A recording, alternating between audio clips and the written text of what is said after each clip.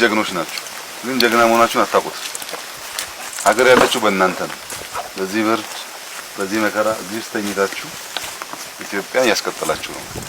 አሁን በዚህ ግንባር እንደግመዋለን ያለን ድል ምን ደግመው ከፍተኛ የሰው ኃይል ጉዳት ቀንሰን ቴክኖሎጂ ተጠቅመን ቶክስ ተጠቅመን ጠላት አዛብተን ነው የምንሰራው። አሁን የገጠመን ጠላት ዘራፊ ወራሪና ከሰባዊነት ያፈነገጡ ድርጊቶችን የሚፈጽም ነው ያሉት ጠቅላይ ሚኒስትሩ ይህ ጠላትም ተሸንፏል ብለዋል። ዋናው ጉዳይ ጠላት ተሸንፏል። ጠላት መበተን መደምሰስ ነው ቀሪ ስራችን። አሁን የገጠመን ጠላት የሚዘርፍ የሚሰርቅ የሚደፍር ለራሱ ክብር የሌለው ለሀገር ክብር የሌለው ለሴቶች ክብር የሌለው ራሱን አዋርዶ እኛን ማዋረድ የፈለገ ነው። ይሄን ለማድረግ ታውሮ ገብቷል። ሳያቅድ ሳያለም ሳያስብ ሳይዘጋጅ በታወረ መንገድ በውር ድንብር ገብቷል። በውር ድንብር ግን አይወጣም።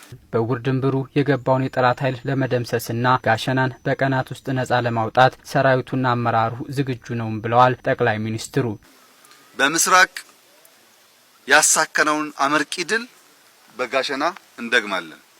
በጋሸና ደገምን ማለት በውር ድንብር የገባው ጠላት ቶክሱ እንዳይወጣ ዩኒት እንዳይወጣ የዘረፈው እንዳይወጣ በትነን ምንደመስበትን እድል በከፍተኛ ደረጃ ስለሚያመጣ በዚህ በጋሸና የምናደርገው የማጥቃት ስራ በጣም ወሳኝና ጠላት 2-3 ጊዜ ሳያስብ የወሰነው ውሳኔ ያመጣበትን ኪሳራ አስተማማኝ ትምህርት የሚያገኝበት ነው።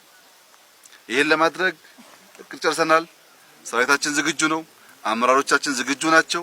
መቼና እንዴት እንደሚጀምር ከወሰን በኋላ ጋሸና ላይ ደግሞ ተመልሰን የምንገናኝበት ጊዜ ቅርብ ነው። ጠላት አሁን እንኳን ስለውጊያ ለዘረፋ ጊዜ የለውምና መሸነፉን አውቆ ህይወቱን ከሚገብር ለሀገር መከላከያ ሰራዊትና ለጸጥታ ኃይሎች እጁን እንዲሰጥም ጥሪ አቅርበዋል።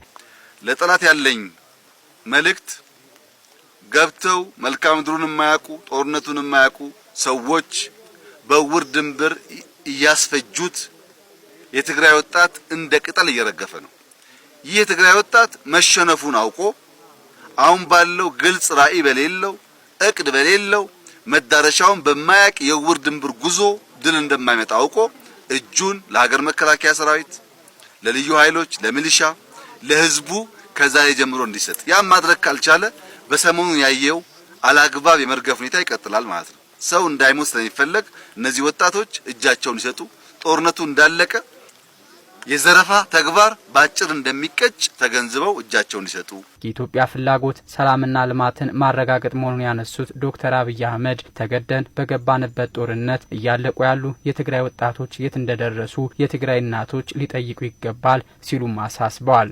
የትግራይ እናቶች ደግሞ እንዲጠይቁ ልጄ የታል እንዲሉ መጠየቅ አለባቸው። ልጆቻቸውን በከንቱ እያረገፈ ለሚቀልድ ኃይል ዝም ማለት ሳይሆን ጠይቀው ልጃቸው የታል ማለት አለባቸው። እኛ ጦርነቱን አንፈልገውም። ምንፈልገው ሰላም ነው። ምንፈልገው ልማት ነው። ምንፈልገው የሀገር አንድነት ነው።